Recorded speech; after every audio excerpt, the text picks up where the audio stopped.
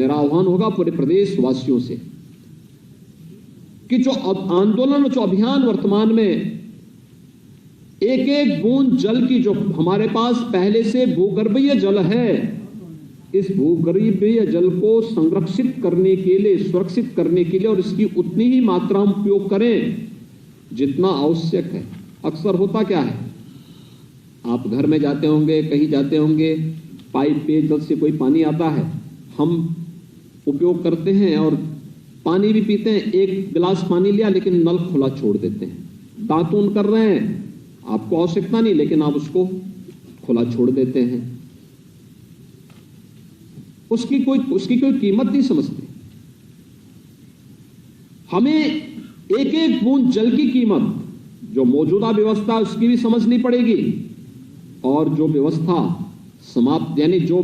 हम नई व्यवस्था देने जा रहे हैं उसको भी, चाहे वह रेन वाटर हार्वेस्टिंग का हो या इस संबंध में जो अनेक मॉडल बनाए गए हैं,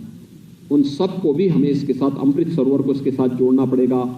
पुराने सरोवर और तालाबों को, कुओं को फिर से पुनर्जीवित करना पड़ेगा, और जैसे भी हो सकता है एक एक बूंद जल की अगर हम सुरक्षित करते हुए उसे संरक्षित कर सकेंगे तो भूगर्भीय जल की का जो संकट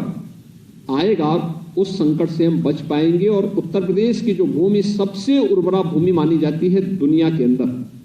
उस भूमि की उर्वरता को जल संरक्षण के माध्यम से, भूगर्भीय जल के संरक्षण के माध्यम से हम बनाए रखने में हमें सफलता प्राप्त हो पाएगी। आज के इस अवसर पर भूजल के उचित संरक्षण और संवर्धन के लिए जिन संस्थाओं और महानुभावों ने यहाँ पे कार्य किया है, मैं उन्हें हृदय से बधाई देता हूं। भारत ने देश के अंदर नदियों की पवित्रता की जब बात की तो उसको मां जैसा पवित्र भाव दिया, और गंगा मैया के रूप में हमने भारत की सबसे पवित्र नदी को